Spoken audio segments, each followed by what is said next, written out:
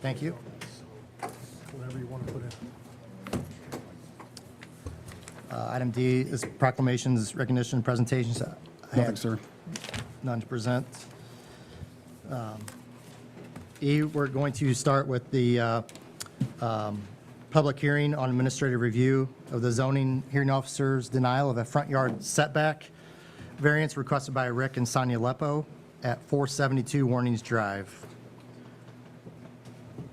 So at this time, I'll open the public hearing for the purposes of conducting an administrative review of the zoning hearing officer's denial of a front yard setback variance requested by Rick and Sonia Lepo for 472 Warnings Drive. Fred Keck, the city's zoning hearing officer, denied the Lepo's request for a variance from the city's required front yard setback for the construction of a sunroom addition. The purpose of this hearing is to review the basis on which the zoning hearing officer made his ruling. In order for a variance to be granted, the applicant must satisfy 3 statutory criteria. The property in question cannot yield a reasonable return if permitted to be used only under conditions allowed by the regulations in that zone. The plight of the owner is due to unique circumstances that cannot be attributed to any action or fault of the owner. And the variance, if granted, will not alter the essential character of the locality. At this time, we'll have the city clerk swear in any person wishing to offer testimony in this hearing.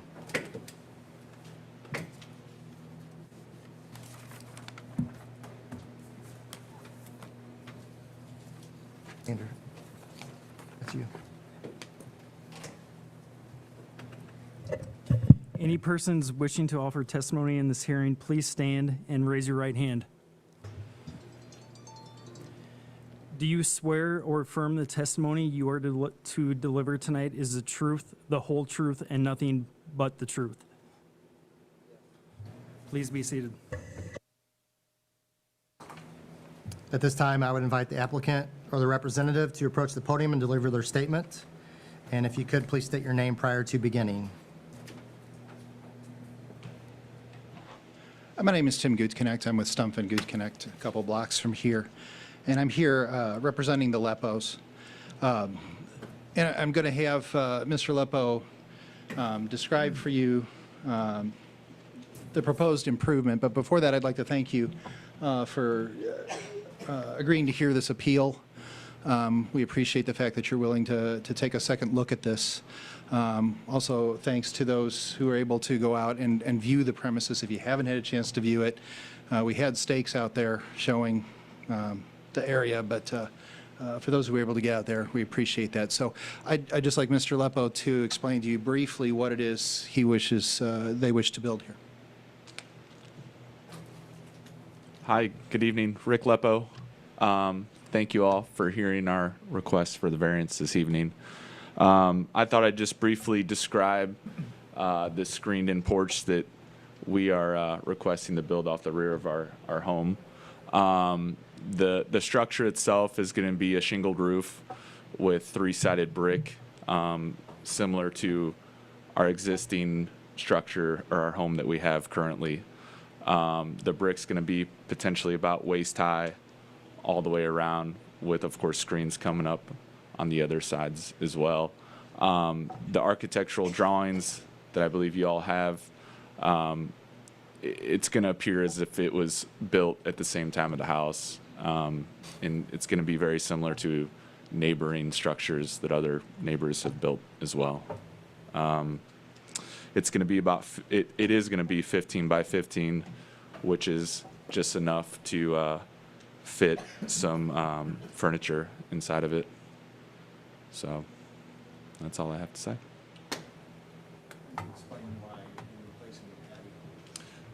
Yeah, good point. So our whole idea with having the patio is to not only provide an area to entertain guests, but also to provide some privacy. The way our house is located, as we're having dinner, sitting in our living room areas, it almost gives the feel as if we're in the front yard of our back neighbors. For those who have went out and viewed our lot, you can kind of come to appreciate just how awkward is probably the most appropriate word our lot is shaped and designed. So not only will it provide an area of entertainment, but also provide some privacy for my family. Thank you.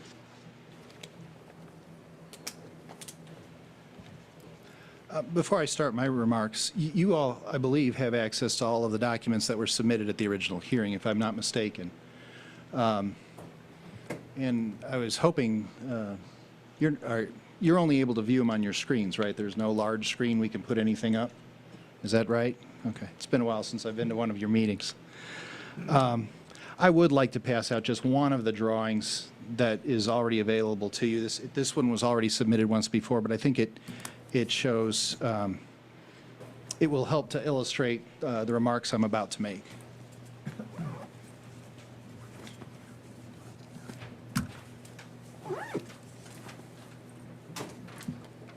Thank you, sir.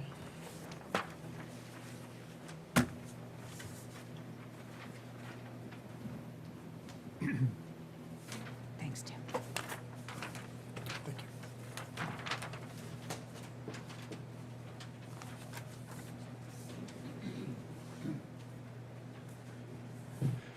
Okay.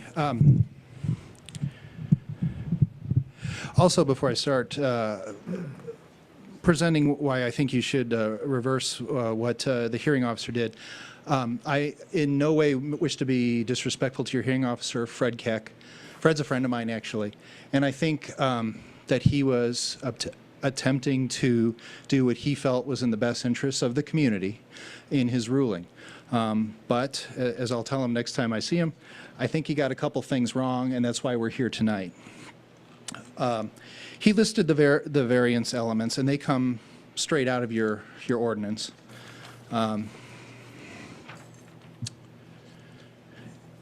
The three elements that you heard the mayor read before. Now, he made then three findings, one finding with respect to each of those elements. I will point out that one of the three elements he found in the Lepo's favor. He found that the variance, if granted, will not alter the essential character of the locality. And I think that that's obvious. Mr. Keck got that one right. Working backwards, though, the second element for a variance is that the plight of the owner is due to unique circumstances that cannot be attributed to any action or fault of the owner. In this instance, we really do have unique circumstances. I do disagree with Mr. Keck when he called this a corner lot. It's really not a corner lot. In fact, if you can see on the drawings, if you've been out there, it's more like a peninsula, okay? If you do the math on this, 65%, almost 2/3 of my client's property has front setbacks. And that is extremely unique. Most lots in the neighborhood, and in any neighborhood, have 25%, the front line, okay? True corner lots, if it's a true corner property, might have 50% of the property subject to a front setback line. But I think it's the rare parcel that gets set up where almost 2/3 of it has a front setback line. And that's what we have here. And that literally extremely limits what can be done in that backyard area. So that's the main unique circumstance. This is a peninsular lot, not a corner lot, as Mr. Keck found. Now, if it were a true corner lot, there would still be a back line, and the back line would be a 30-foot setback. And in this instance, if we were building this with a 30-foot setback, we wouldn't even be here asking for the variance, because we're just asking to invade the space between 40 and 30. So if this were just about any other lot in town, we wouldn't even be needing this variance. Because of the way the lot lines run, my clients cannot construct a useful sunroom. And it's not a very big sunroom they're actually asking for. And if you've been past the property, you can see the problem from privacy standpoint. Any car driving by is looking right into the patio, looking right into the house right there.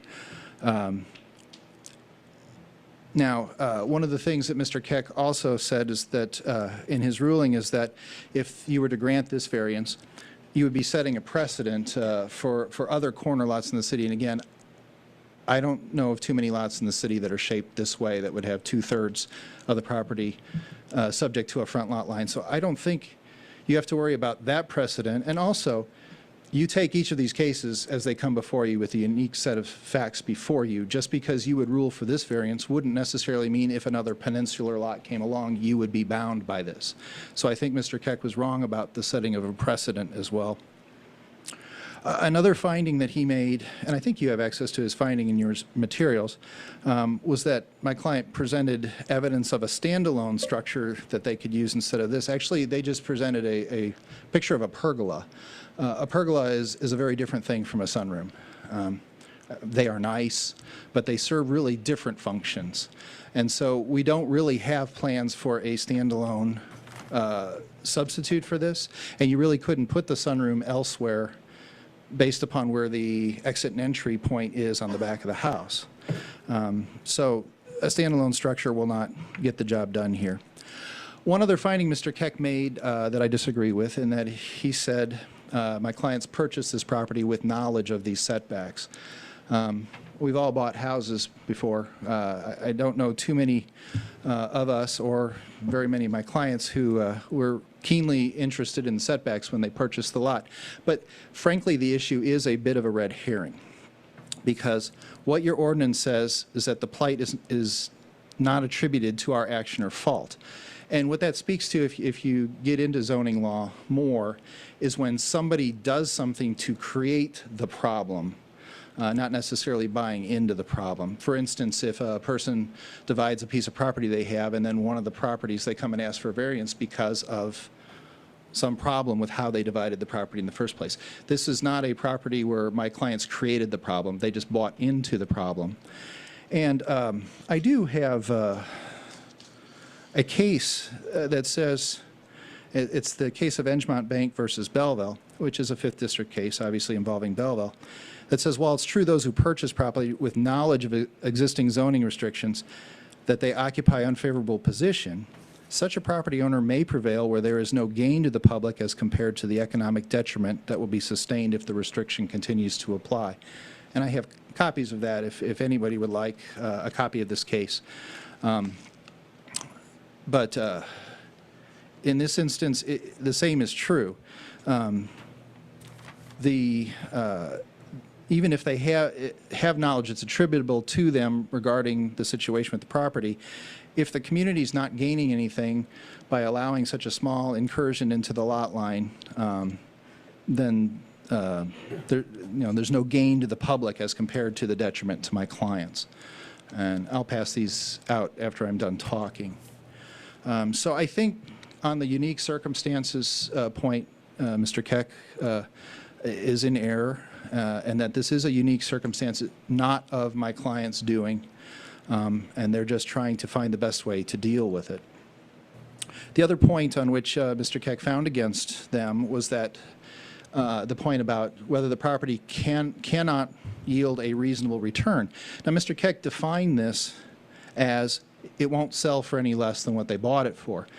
I was not able to find any case law or statutory law or ordinance where those are equal. The cannot yield a reasonable return is not the same as saying it will sell for less. And here, I think the reasonable return is measured a little differently. If you drive through this neighborhood, there are 27 homes that either have a sunroom or have a pool. And a pool would be affected by the same lot line if my clients desired a pool. And so you see people improving their properties, and those properties will be gaining in value. And if my client's property isn't capable of keeping up with those, it will actually lose value relative to the other ones similarly situated in that neighborhood. It's kind of like when everybody wants a bigger bathroom or a kitchen with an island or whatever, you make those changes so that your home doesn't lose value relative to the other homes where people are doing these things. Here's an instance where other people are improving their properties, doing something that right now, because of this weird lot line situation, they aren't able to do. And so their property will be less valuable than other properties in the neighborhood where they can do this. So I think measured that way, that's the reasonable return part. And again, I was unable to find any law saying we'd be selling at a loss. That's not the true test here. The true test is it a reasonable return for the type of property it is compared to the other properties around it. So I think Mr. Keck, again, he's an excellent lawyer and he knows the law, but I think in this instance he did not apply the law correctly on these 2 points. If you've been out to the property, you've seen what a small incursion we're talking about here. Rather minuscule, and it's on the drawing that I handed out, show you that as well. I don't think that the public interest in maintaining that extra 8 feet that the corner of this would go into the lot line provides any benefit for the community, any benefit for the neighbors. I note that at the original hearing, nobody showed up to object. And having done zoning hearings like this for 28 years, that's rare, very rare, that there's nobody who opposed it at that hearing. I didn't see anyone stand up tonight who and raise their hand that they were going to testify who is going to be opposing it. The Neighborhood Association, I understand, submitted a letter indicating they're not opposed to it. So if the neighbors aren't opposed to it, the Neighborhood Association's not opposed to it, and maintaining strict formality with that front lot line in their backyard isn't accomplishing any good purpose, then I think the variance is entirely warranted here. So that kind of summarizes it. Do the council members have any questions for either myself or for my clients? Alderman Rustler? Regarding the arguments you made about valuation and keeping up in it, one caveat to that is that you take any house in a new subdivision or maybe an existing subdivision, and you have a situation where that house does not or cannot add on like you're talking about like that, that becomes a problem on every potential lot going forward. That's one of the problems I see with what your argument is there, is that if you go ahead and try to expand that definition that I need to be able to encroach on my boundaries or setbacks to be able to keep up, you could make that argument that a lot of people want to double the size of their house, add on a car garage, and things like that. That could get out of hand under that argument. That's the only thing that was popping up in my head. And I didn't know if you had any other way of describing that. Well, I understand that concern. But in this instance, all of the other homes in the neighborhood could do something like this. They could do a 15 by 15 sunroom, whereas this one cannot. And so I don't think by granting this variance, you're saying to everyone else, okay, now we can ignore the lot lines and add on as much as we want. In this instance, being able to add on at all, even in such a small fashion as we're talking here, is unique to this property. I didn't see any other properties in that neighborhood that were shaped in such a way as to face this problem. So I don't think it would be sending the wrong message as you're indicating. I would hope that it wouldn't be sending the wrong message, considering everyone else can do this and 27 other owners in the neighborhood are doing something like this with no troubles, because I don't think they've had to come before you to get variances for what they are doing. So did that answer your question? One other thing would be that, did you go ahead and find in the specs that were on the lot, the setbacks, any kind of error in the zoning code definitions, anything like that, that said the existing setbacks on that house are incorrectly calculated for this reason or that reason? I know you said that, it's a corner, it's more like a pie as opposed to, a normal square rectangular lot. I can't stand here and tell you that an error was made with the filing of the plat and approval of the plat. But what I can say here is it's a rare situation where a front lot line is being applied to 2/3 of a lot. I think probably when the zoning code, well, I know you've done updates to it, but when zoning codes came up with these types of things, and when the setbacks were set forth in your R4 zoning, people probably envisioned side lots, and there have been problems with side lots over the years, but this is something much more than a side lot.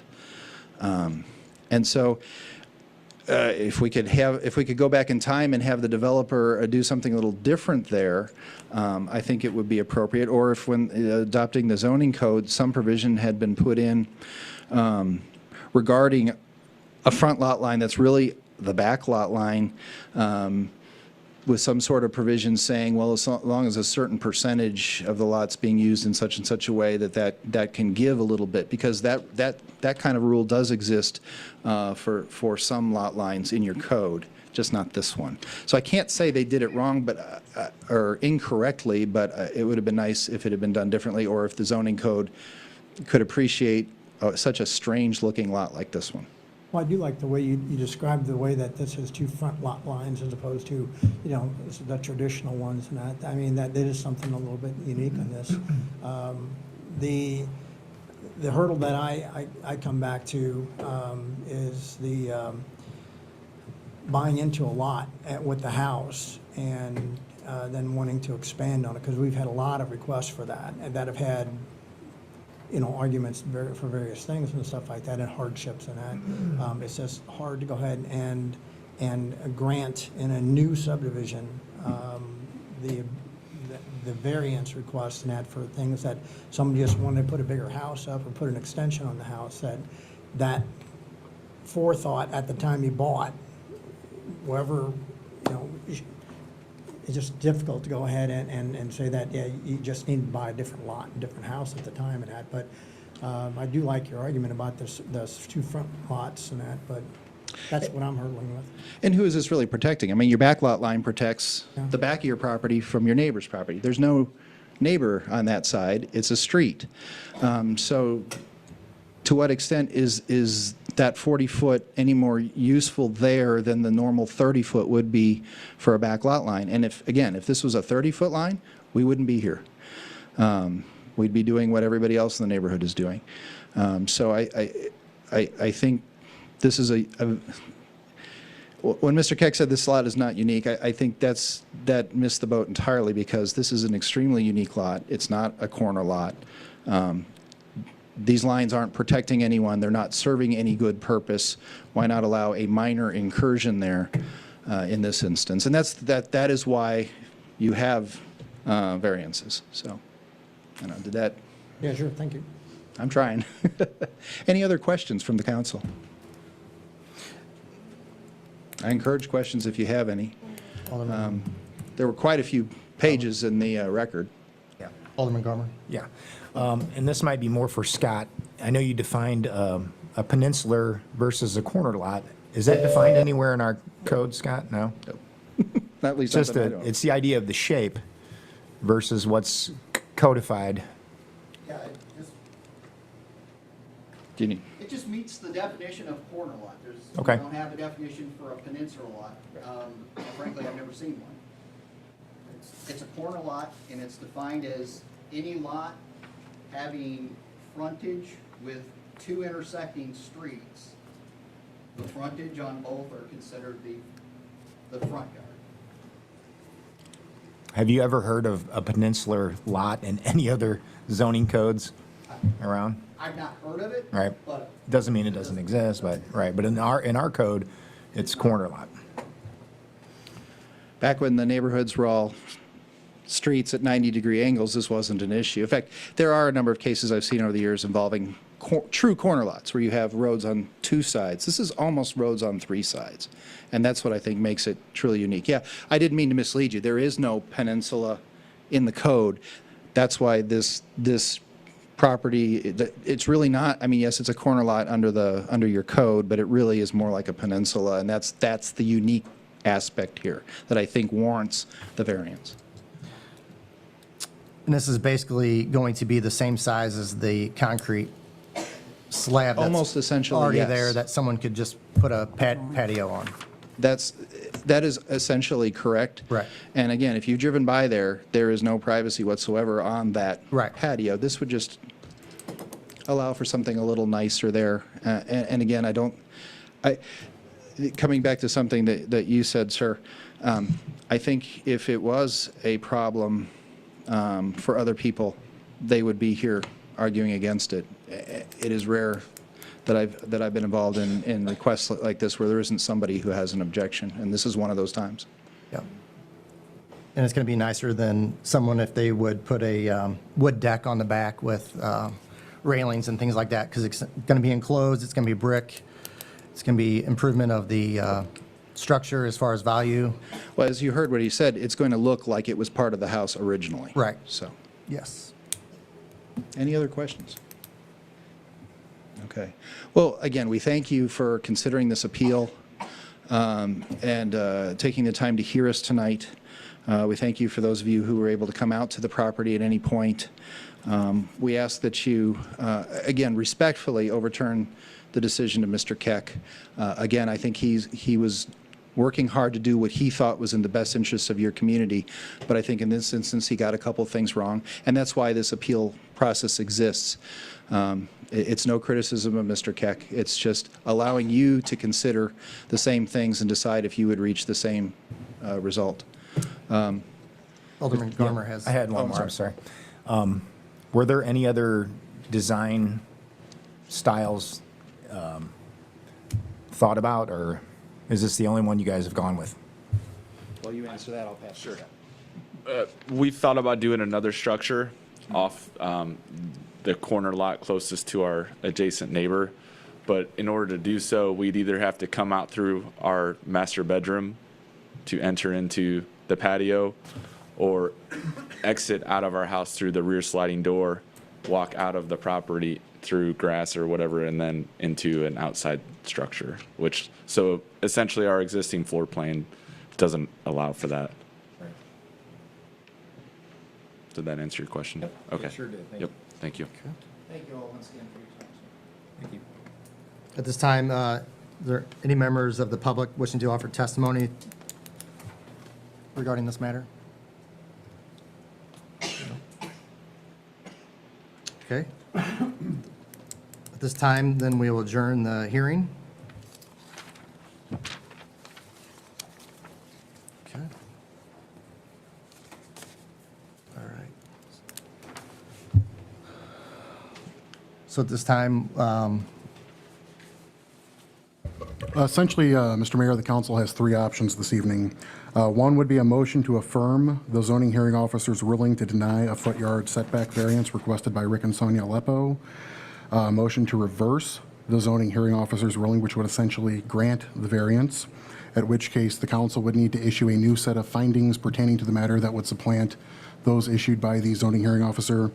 Or finally, the council can make a motion to modify the zoning hearing officer's ruling, but again, that would require a different set of findings as well.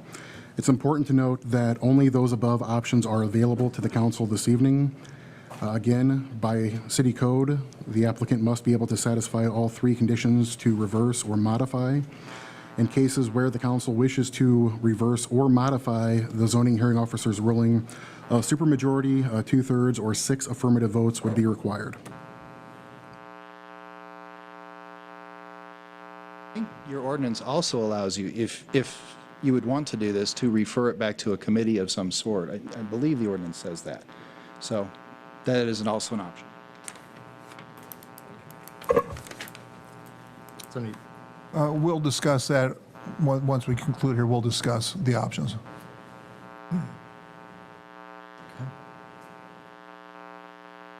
Thank you, council, at this time. If there are any further questions Any or other- discussion? does the council have any questions at this time? With a council member absent, how does, we only have 7 of our 8. How it works, when you have to have a supermajority vote, unfortunately for the applicant, when someone's absent, it's like a no vote for them. that's the one problem with somebody being absent. It is like a no vote. It requires 6 yes votes, not 2/3 of who shows up. But so it's one less opportunity for him to have a yes vote, but that's the law. Would you guys like to discuss it any further? Is this the time? Yep. And then again, we adjourn the hearing though, and then what? We need it. So the hearing has been adjourned by the mayor. Yes. This is the appropriate time for council discussion, and then ultimately, one of the 3 motions. that follow. Motions, yep. Now, this Yes. would be now. Yes. Any discussions? Yes, Alderman Nemitz? Just a few things, and I rarely ever support a variance. I can't even remember when I have. But on this one, in looking at it, and I also did not support this review because we were instructed that the onus was going to be on the city to prove this. And instead, we have a pretty thorough explanation by Mr. Gutknecht. And probably for me, the main one that sticks in my mind about the unique circumstances is the fact that the 65% of the lot has front setbacks, which is very unusual. If it were a corner lot, I wouldn't support it and it was encroaching. If it was the normal 30% in an R4, it would be permissible. And I guess I'm also looking at it through landscape design eyes, where if I lived across the street or I was in the public area in the back, along the walk, on the road, one of the 4 houses that directly face this yard, I would probably prefer the actual addition as a screening to more private activities on the patio adjacent to the back side of the house, rather than everything being out in the open right as it is right now. There are multiple toys, which I totally understand, and a lot of other items back there. And I think it might have a cleaner view, especially if some landscape screening were incorporated in with that to soften it too. So, calculating it was, just looking at the figures, it was a 17% encroachment into the 40-foot setback, which is about 37.8 square feet. But again, if it were a 30-foot, as the normal backyard is, it would, in an R4, it would be in compliance. So I really don't know aesthetically. I find it less offensive to put the addition on that's done tastefully than to leave it open as is. And again, I can't believe I'm speaking in this manner, because anyone that's been here knows that I don't ever support variances. I think we have a fine code. We stick to that code. If we don't have a fine code, we need to revise it, and we are doing some of that. But that's my comment on this one. Thank you, Alderman Nemitz. Mr. Brim? To clarify Mr. Gutknecht's point, according to Ordinance 3440, upon adoption of the motion to exercise the power of review, the City Council may act on the matter directly or first refer the matter to committee. Before acting on the variance or appeal, the City Council may set the matter for hearing before the committee or the City Council. So by conducting this procedure here this evening, the City Council has decided to act on the matter directly, which would eliminate the ability to take it to any or refer it to another committee. Oh, you're fine. Any other discussion?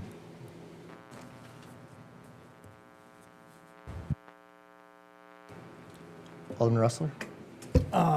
I kind of go along with what Mary Ellen had said.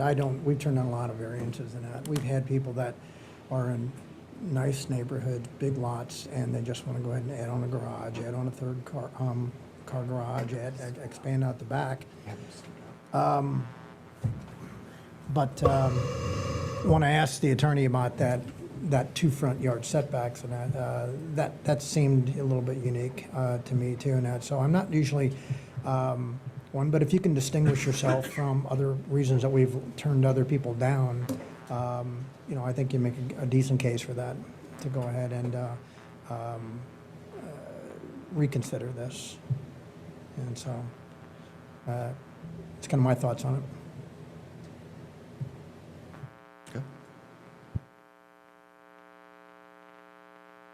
Any other comments?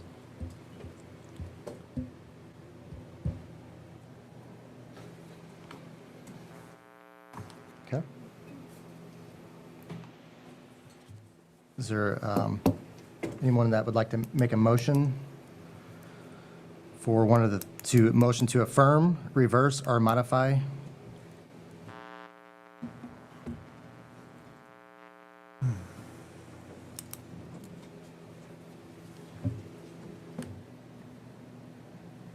I'll do to modify it to what they want. Okay. There's a motion on the floor to modify the zoning hearing officer's ruling. Is there, Is that appropriate? Is that the right one? Is that right? What I heard Alderman Martin say is that you're wanting this body to find in favor of the applicant on points 1 and 2, and then affirming the zoning hearing officer on point 3. That's what I heard you say with the modification. Did I understand you correctly, Alderman? Then we're going to allow the Harry test as they've asked for. Okay, yeah, and to do that, you basically do a modification of 1 and 2, overturning those two and affirming number 3. That's the correct legal, if I heard you correctly, that would be the correct legal, that's why it's a modification, because you're not asking to overturn the whole thing, you're asking to overturn 2 of the 3, which is a modification. okay, So that's why I heard you say. okay. So we have a motion on the floor to overturn the zoning hearing officer's ruling of 1 and 2 and to affirm the third item. Do we have a second? I will second. Mr. Corey will second. Can we get roll call? Nemitz, Yes. Wrestler, Yes. Hook, Yes. Holtcamp, Yes. Martins, Yes. Riddle, Garmer. I'm a no on this one, and the reason, I want to give you a reason, is I think you guys had other options on this probably, and maybe you are more fond or particular to this one option. So I think that it could have been altered and you would have never had to come see us. That's my feeling, so I'm a no on this, all right? Nothing personal, but I'm a no, okay? Corey. Yes. We have 6 affirmatives and 2 nays. 6 A's. Technically, it's 6-1 and an absent, but Okay. if the result's the same, it's approved. It's approved. City Council will need to now issue a replacement set of findings to supplant 1 and 2. That's correct, and that will then be presented at the next meeting. Okay. All right. Thank you.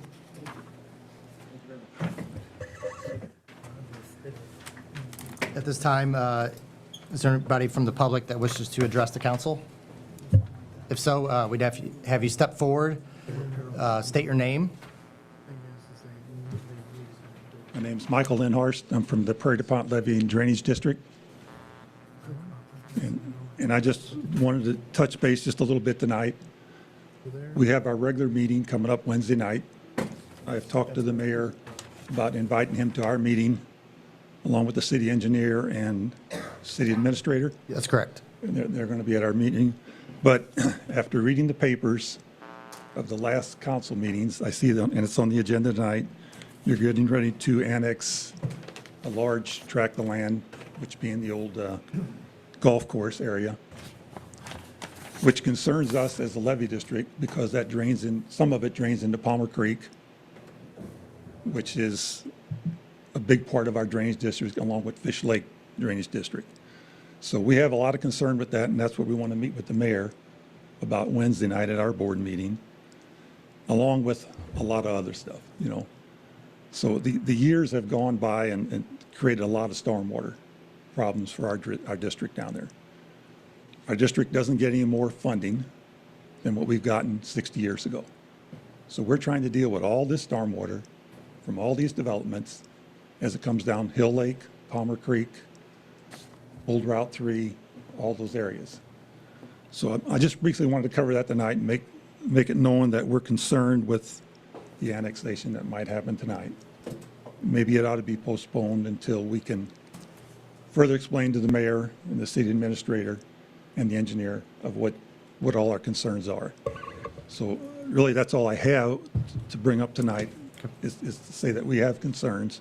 I want the whole council to be aware of it, that at some point, we got to meet and get this resolved. I've been trying to do this with the previous administration to no avail. Bob has agreed, I've called him personally, and he's agreed to come out at least get us started on this thing, because we just can't continue down this road. I mean, the laws that were put in place 50, 60 years ago with these drainage ditches are out the window. I mean, we've got to do something different. So nobody pays any taxes from the uplands, and all the water comes to the bottoms. There is an old law on the books about utility taxes. We're trying to look into that and bring that up as a way to help our revenue down in the bottoms to get rid of all this stormwater. So other than that, that's really all I have tonight, unless anybody's got any questions for me. Mr. Mayor, if I may. Yes, sir. Mr. Lindhorst, Mayor Hill, myself, city staff, we've been discussing the issues. We're definitely open to working with Prairie DuPont Levy District. However, rather than just walking into a meeting where the concerns are laid out, I think it might be more beneficial and result in a more productive conversation if you could get those to us ahead of time. That way we can come prepared Wednesday night or whatever meeting works best for the discussion. I mean, we can, in other words, you want us to write all our concerns on? I'd just like to have kind of a general idea as to, specifically what it is that we can address, what you're looking for Columbia to address in the meeting. So basically, I mean, at the end of Palmer Creek, we have a pump station down there in the levees. We have 4 big pumps down there. As an example, our electric bill's 90 grand. Our budget's 169,000 with 2 employees. It doesn't take too many guys to do the math. We don't have much money to pay electric bills, Okay. plus other levy maintenance and all that. So that's a big concern. Sedimentation from the developments. We have a lot of red mud comes down in our ditches. We need to clean that out. That's a cost. Repair it, we got a pump out now. Could cost us 20 grand to get that pump rebuilt. I guess the big thing we're looking for is revenue to help us pay the electric bill from the uplands residents. I guess that would be our biggest concern, Okay, thank you. so. Anything else? Yes, sir. Alderman Rustler? So what you're looking for is revenue to help with your maintenance and your pumping on that. Yes. But as far as changes, right now, we've got a new subdivision has just got concrete streets. We've got Brillinger had an expansion. We had across from Brillinger. We got the one that you're talking about out there in the Huffman county. Farm, Payne Farm, Right. all coming. And Chris and Scott, as I understand it, each of these subdivisions is subject to go ahead and some type of water detention or retention that's supposed to slow the effects to not add to the problem in that. So when you're talking about fixing the problem, to me, Retention is the big thing. Yeah, to me, fixing the problem is changing what they must do on their subdivisions to retain, as opposed to, you're still going to get the volume, it's just how fast you're going to get the volume. How fast it comes. Yeah, so, I mean, so when you're talking about making changes, that's where you're looking at trying to go ahead and modify those subdivision. We need a retention area somewhere. I know, Yeah.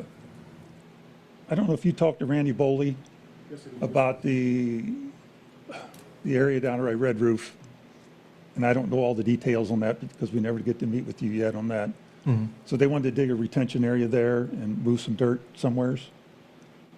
That was part of kind of looking at the entire bottoms, not just specifically. Right, so what we need is really a big retention area so the water can congregate and come to the pump slow.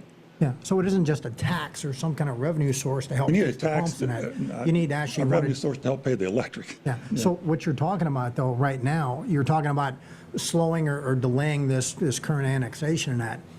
I don't know that what those changes you're talked about can be done and imposed. Is that even possible that we could change something and then have this annexation agreement delayed because of that? And that's probably right.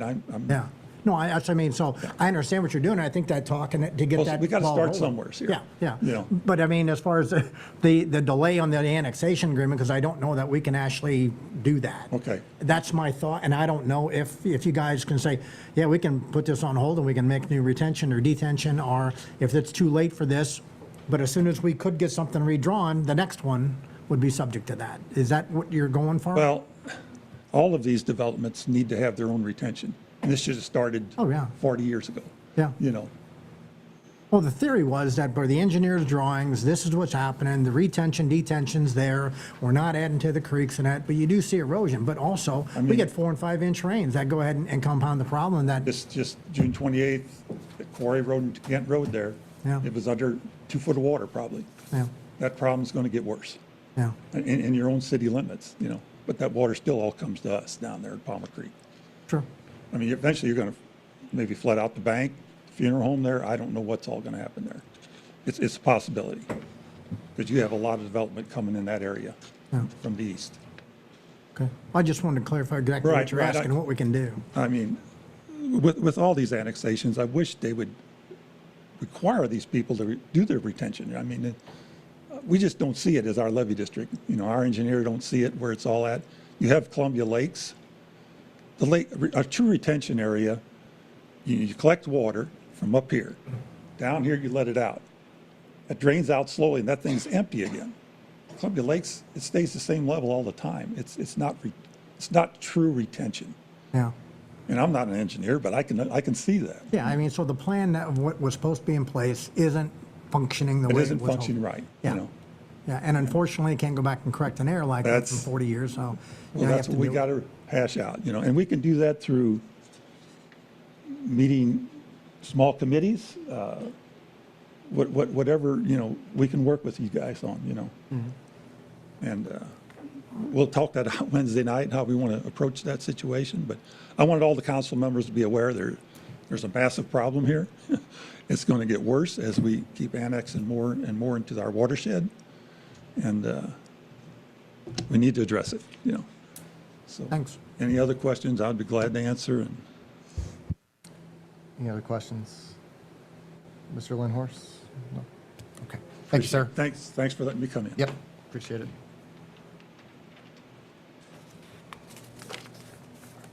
Is there any other public input?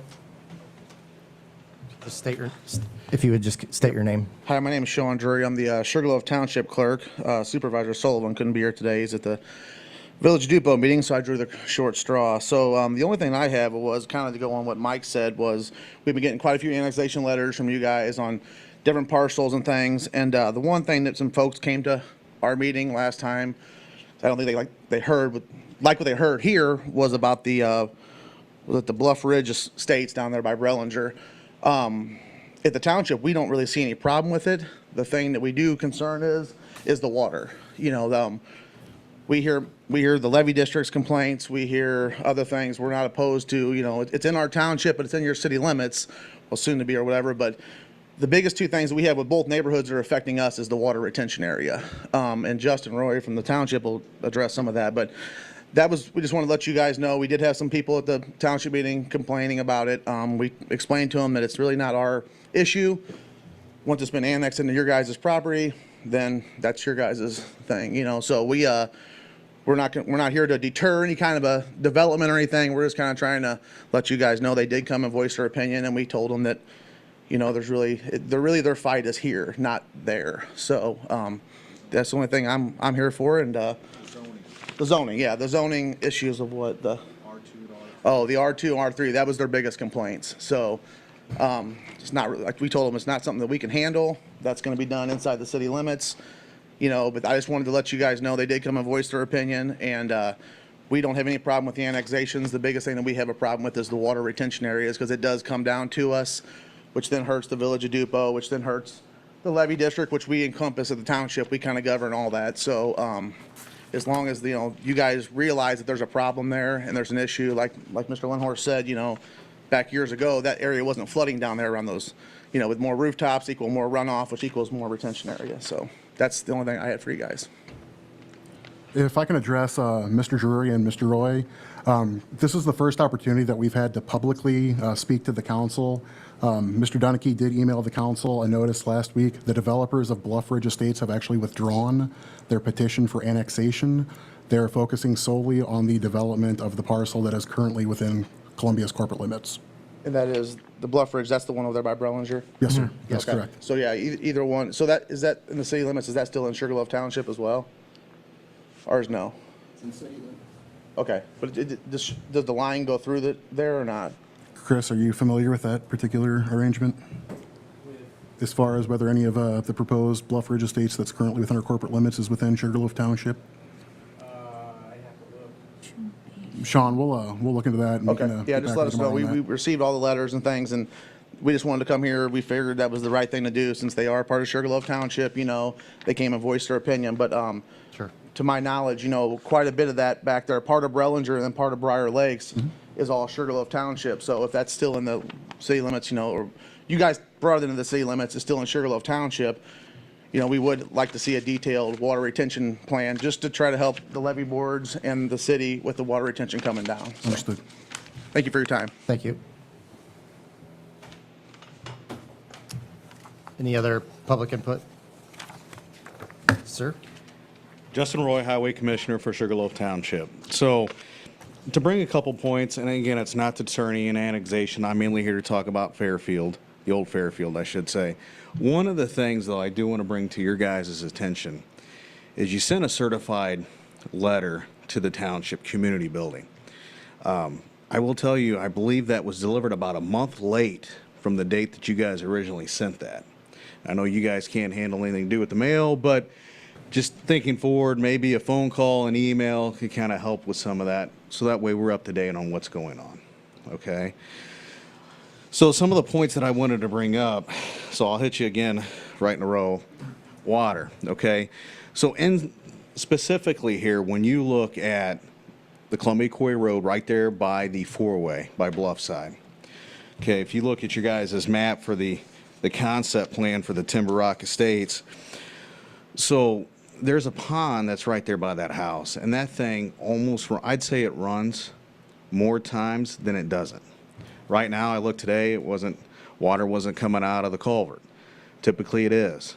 When we have these big rains, that water overflows that ditch and comes across that road and goes right in front of the stop sign. Okay, so you do have a little bit of a hazard there. But you guys probably remember how cold of a winter we had, right? We had those 2 weeks where we had below freezing. That culvert froze solid.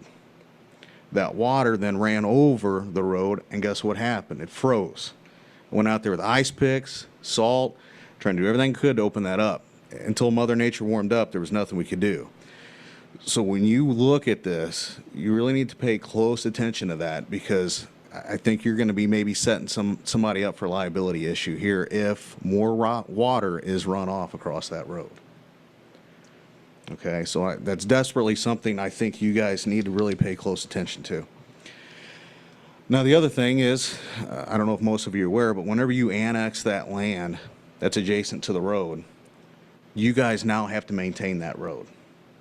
Okay, so by annexing Fairfield, you then are going to be taking over a portion of that Columbia Quarry Road. And if you guys decide to finalize that tonight, then that means after this meeting, you guys are going to have that. So one of the things that I am asking for, whether it's your city engineer or whoever it may be, when that does happen, I would like to meet with them so we get those points down. Okay, so we see where that starts, where that stops. Now, if you look at that map, you've got several points that go back from Sugarloaf Township, City of Columbia, Sugarloaf Township, City of Columbia, Sugarloaf Township, City of Columbia, and back to Sugarloaf Township again. There's a lot of back and forth on that road. You know, that water tank, I believe that was all annexed in, correct? Up there on the Columbia Quarry Road already?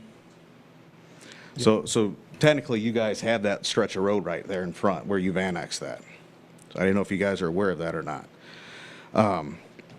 So that, like I said, that's one of the things. Now, when you talk about developing this, where's the water line gonna run? Is that coming from the water tank and going to run along the quarry road and then come into that subdivision? Has that been discussed yet? Does anybody know? Saying yes. It has not. We are not plating yet. We are at annexation stage. Okay. These are issues that will be taken care of through the plating and engineering. There's absolutely no engineering we've been shown. Okay. And when you look at that, there's one house that's right in the middle. And it's not a very far stretch, but if you guys annex this in, you've got the road. So are you guys going to not maintain that stretch in front of the house? Are you guys going to maintain that stretch in front of the house? That's one of the questions I have. Because if your decision is made tonight, I would like to know that. You guys see the map where I'm talking about?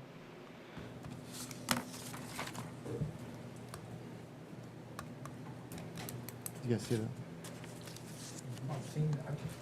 I mean, if you take a look, down here, you've got that, I believe it's like a double wide trailer that was kind of fixed up, So I don't know if that's something you guys are going to do, or if you want to say, no, we're going to stop here at this line. We want the township to take over for that 100, 200 feet, whatever it is, and then we'll pick it back up. Or if you guys are going to say, no, since that's right here in the middle of what we're annexing, we will honor and take care of that. I guess that's one of the things that I'm asking for, because we do have other sections of the city of Columbia where they annex up to the road, specifically on Mule Road, that we've been taking care of for years, and it hasn't been an issue. But I'm just kind of trying to feel you guys out on what your thoughts are here on this. Are you going to be right here to this point, and then at that point it's going to have to be Sugarloaf, or are you guys going to continue? Justin, if I may? Yes. I think it's something that would probably be beneficial if we sat down kind of at the staff level first. We can work through some of those particulars and bring a recommendation back to the council.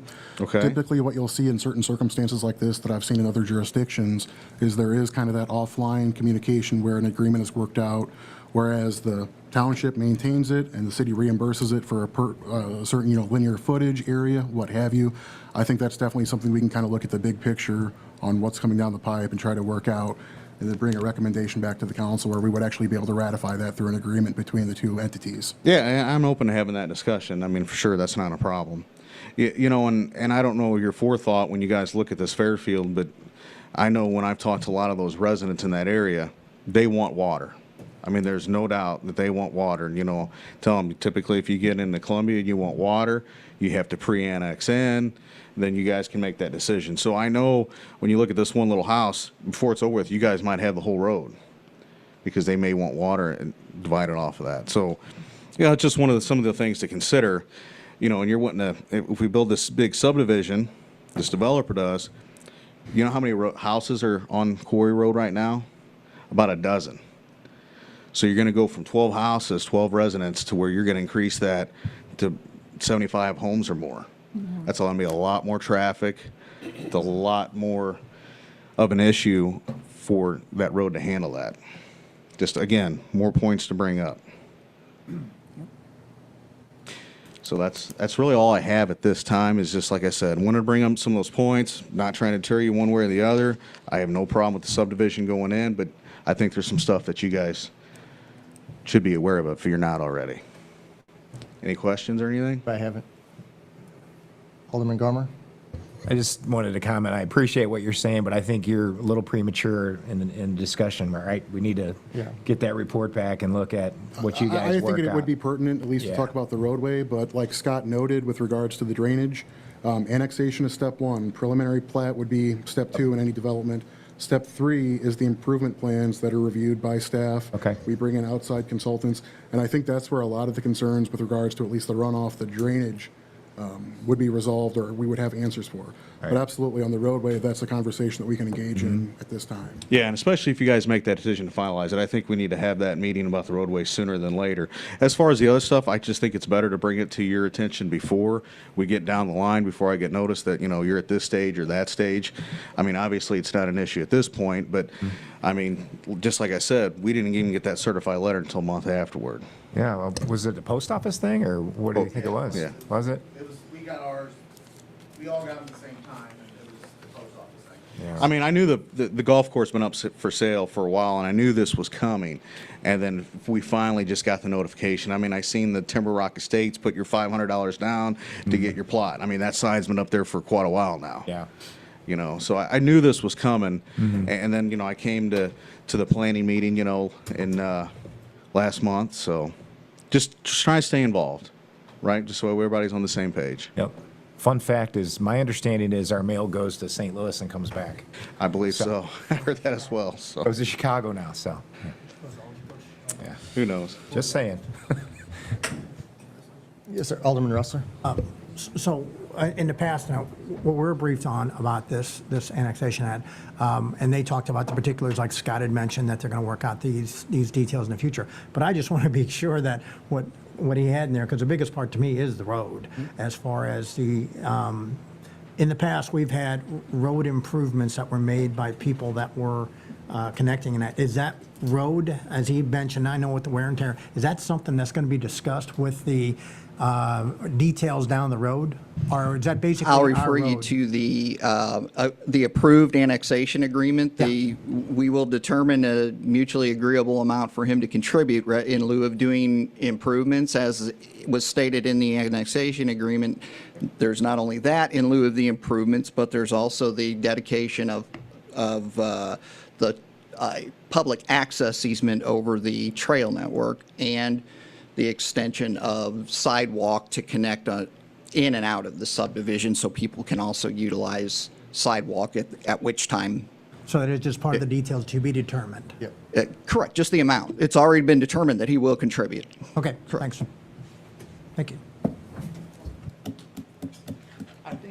I don't want to be construed here that we're not, as a group, we're not up against the development. We just want a little bit more transparency so we can tell our constituents, you know, this water's coming down to us, we got a problem. And I noticed, what was your name, sir? Scott. Scott. I noticed Scott was shaking his head about when we come up to the road, you don't believe that that's annexed, you would take the road then? When Justin mentioned that? No, I was saying we already did. Oh, okay. The one down at Water, I'm talking about up top here. our water, yeah, but I was specifically referring to our water tank property, and that Okay. everything, that the only frontage we have is in Monroe County. Okay, so you agree with the one you come up to the annexation, then you'll take on the Take road? the whole road. Understandable. Nobody's ever said anything different from I this just seen side. you shake your head, I just thought you'd understand, so I just want to clear that up. Okay. Very good. We'll move on. Any other public input? Okay. Any aldermen have any comments or announcements? Department heads? Oh, I'm sorry. Mayor, I don't Alderman know if this is Neiman. a time or not, but, you know, with Mr. Lindor speaking tonight, and I know that we've talked about, multiple times, we've talked about at the last meeting with regard to Hoffman Estates and the various annexations and the developments that are being considered, Bluffside, that we've talked about the water, we've talked about the volume, we've talked about the drainage, we've talked about the flooding. The Wabacher's attorney was here last week to talk about downstream.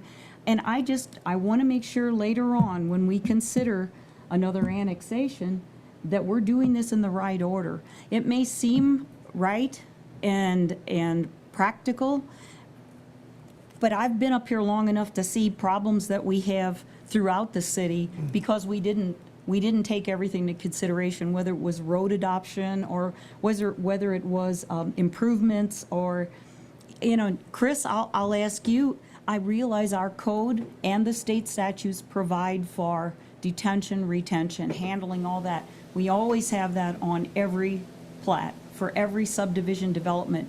But my question in general is there ever a point when we need to go over and beyond what we have established already?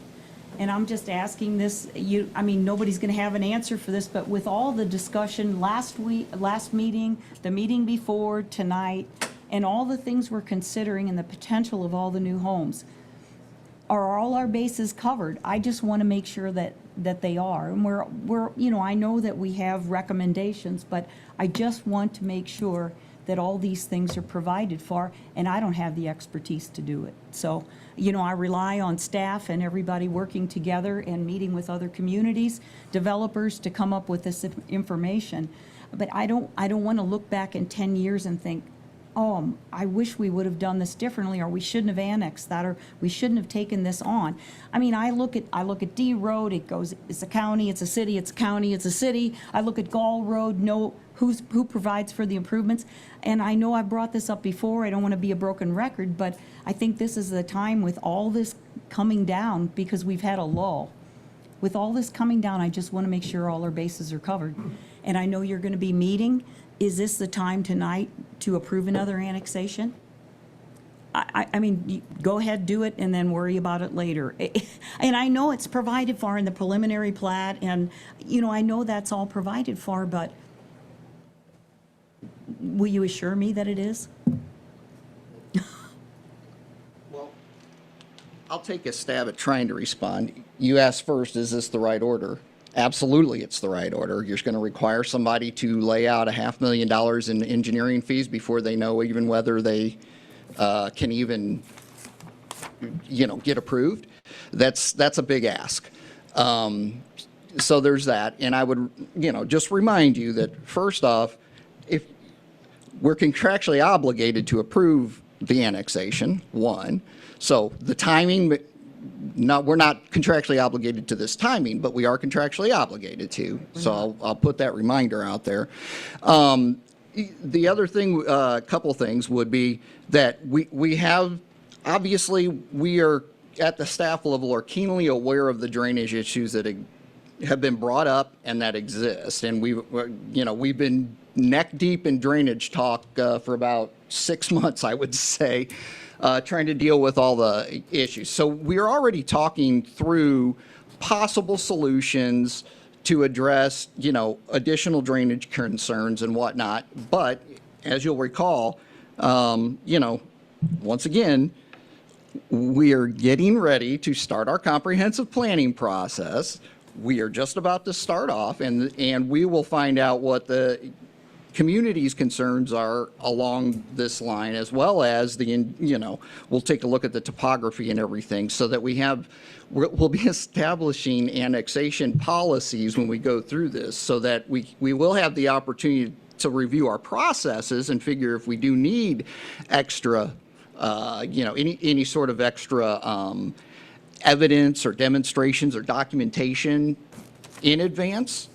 Or whether it's a return on investment target or what have you. We'll have, we'll be developing criteria specifically for annexation, and one of the goals would be to have an idea of when will we approve annexations and when won't we, and then, you know, we won't even enter those conversations with somebody who wants to annex if it won't meet those criteria. We'll just say, yeah, meet the criteria, and then we'll talk. So there's that, and that's when we'll also be looking at, on the back end, once the comprehensive plan's done, also taking a look at what those standards are that are in the subdivision code that relate directly to engineering, not just for stormwater, but also for potable water, for sanitary sewer, for streets, et cetera. So we'll be addressing all that. And the other thing that I would just point out too is just recall, and obviously it's the council's decision to make, but even if this is approved, there's probably going to be another 2 years before a house is even given occupancy by the time you finish the engineering. And if it's addressing an immediate concern of another taxing entity, I would suggest that that's ample time to work something out, to figure it out, rather than holding up somebody who we've already made commitments to. So that would be my comments on the matter. Yes, Alderman Nemeth. It's just similar to, though, what we're doing with video gaming before everybody gets in, before everything's established with regard to all this revision on the comp plan and everything else. Everybody gets everything in, and suddenly we have 300, 400 houses on the books. We go back, what can we do at that point in time? And I've seen it happen before. Not to that volume, but I've seen it happen before, and it's too late. And this isn't directed at anybody in particular, but I want to make sure that we're taking things in the right order and we're doing things. I mean, you know, I've lived here my whole life, so I've seen this grow from next to nothing. And I know that this is a very popular place to live. I just want to make sure all the way around, and I know we're talking lagoon, we're talking stormwater, we're talking everything, but we've got so many balls up in the air right now trying to put everything in place that I'm worried about what happens in the interim. Okay. So, and that's all I'll say, but that makes me nervous. If we want to put a pin on things and say, let's get the comp plan done first, the only option to my knowledge, and I'll defer to Mr. Bruckert, would be to issue a complete development moratorium. And I believe you would have to finish the work-in process. That would be the only way to put a pin in it. And if that's what you want to do, that's the council's decision. And that is what we'll do. But to my knowledge, that would be the only way to completely, to be able to get an extra level of review and to give us some extra time. That would be across the board. We couldn't just single out, No, certain developers. So, thank you very much. I Yes, ma'am. appreciate the explanation and the information. Thank you. Any other comments from Alderman? Department directors, any comments? Mr. Brim? I wanted to give the council a quick update on the Oak Street building. That building has been completely vacated. Staff has been working to remove some of the miscellaneous items that were still left inside of it. In preparation for demolition, we were required to have an asbestos study that was completed on the portion. I understand that on the 130 South Rap side, there was a study that was done several years ago. The other part of the building was studied this time. We received the results of that this afternoon. There are small portions of asbestos that were found in the roof tar, flooring, and sink coatings. We are working to get estimates for the remediation of those asbestos-containing materials prior to demolition. We do anticipate that it will likely be under $10,000 for the remediation. In the interim, we will be working with the Columbia Fire Department and our police department. They are going to be using the opportunity to conduct training with the unique nature of that building that hopefully will benefit all of the public safety entities in the city. Any questions on that? That's all I have, sir. Thank you. Thank you, sir. All right, this time we'll move on to the consent agenda. There's 6 items on the consent agenda tonight. The first item is a motion to approve minutes of the July 19th, 2021 regular city council meeting.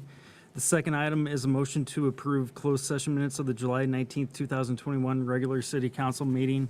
The third item is a motion to approve payment of vouchers for the period of July 16th, 2021 through July 29th, 2021 in the amount of $152,269.51. The fourth item is a motion to approve statement of funds for June 30th, 2021. The fifth item is a motion to approve a special event permit application for Life Network of Southern Illinois Life Day, A Taste of Fall on September 18th, 2021. And the last and sixth item is an ordinance number 3580, amending section 233010 of the Columbia Municipal Code to change the membership of the Park and Recreation Advisory Board. Are there any items, J1 through J6, that you wish to pull from the consent agenda? Anyone? Okay. Can we get a motion? Alderman Hook, second by Alderman Holtkamp. Roll call. Nemitz, Yes. Wrestler. Yes. Hoop, Yes. Holtkamp. Yes. Martins. Yes. Riddle. Garmer. Yes. Corey. Yes. Unfinished business. Ordinance number 3581, annexing certain territory into the city of Columbia, Illinois, comprised of 137.97 acres, more or less, located at 1800 and 1900 Columbia Quarry Road.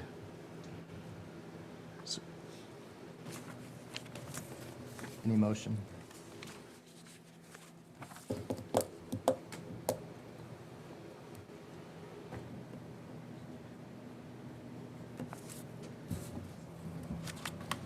Alderman Hoop? Is there a second?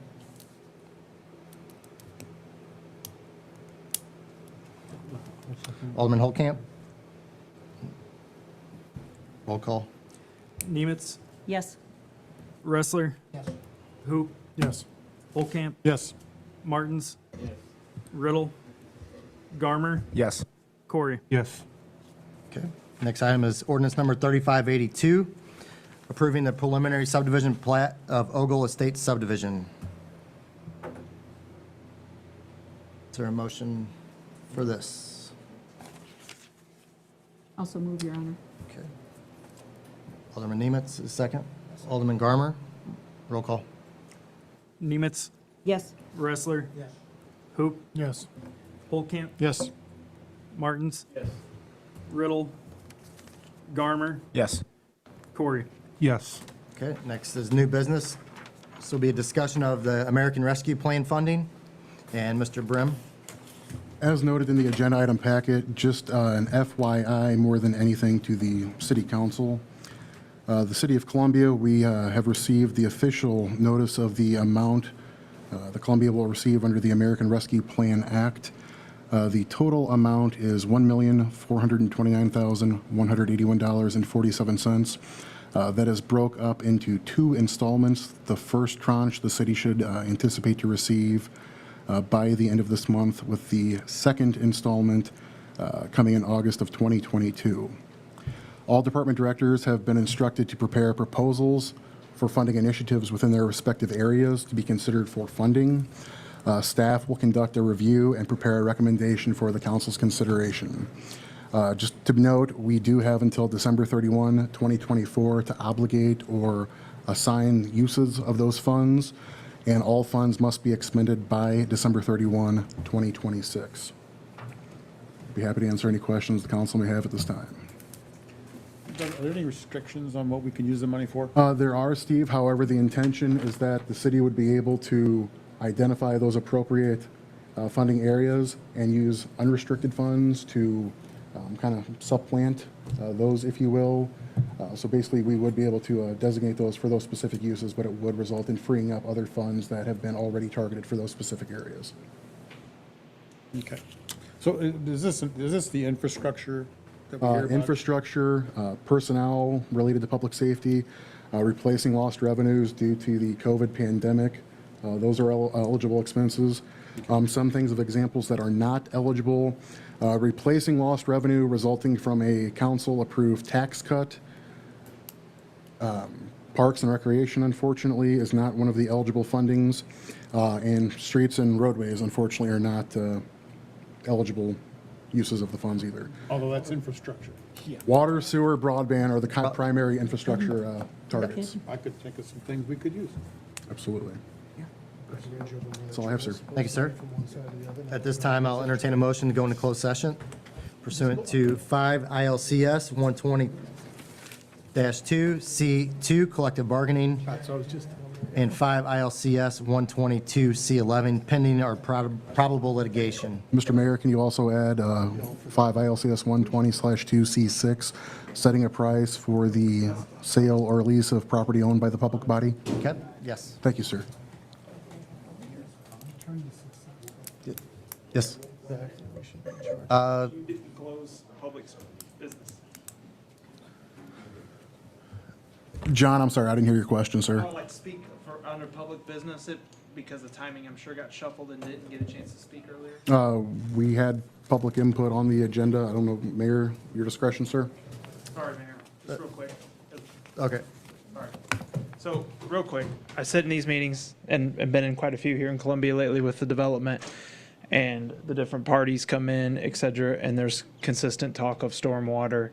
There was one notation tonight that said, you know, James. we Leave it open, please. you know, could have been as part of this, 40 years ago. The reality is, when the city starts, hundreds of years ago is when stormwater started. So it's not the developers now, it's not the people 40 years ago, it's from day one. I think there's a lot of opportunities in Columbia as being part of looking at properties The Brightenstein property was one of them that I think is now being developed by the Fredericks. It's a big hole in the middle of town where you probably need more detention that was never put in for subdivisions years ago, period.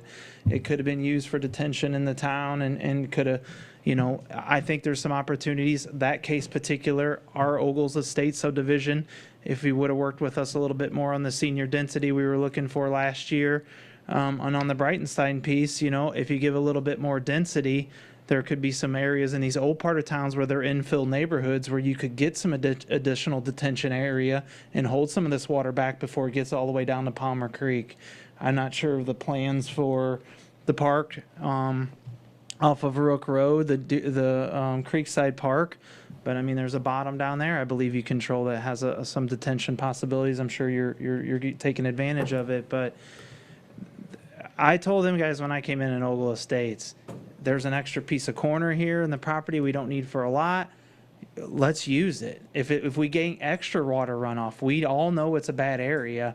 We have to use common sense, but I think there's more than just the developers coming in here and let's hammer the developers. They need more and more detention. There's other very intelligent and even somewhat common sense approaches that could be had as you progress forward with a new comprehensive plan. Thank you for letting me speak. You guys have a good evening. Thank you.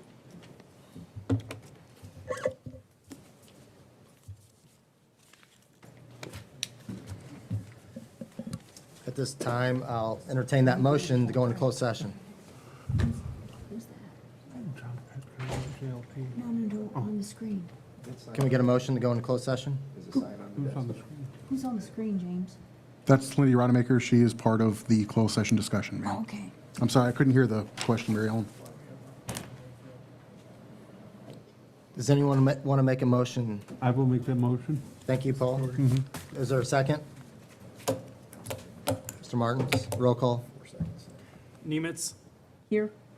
Wrestler, Yes. Yes or here? Yes. Holcamp, Yes. Martins, Riddle, Garmer, Yes. Corey. Yes.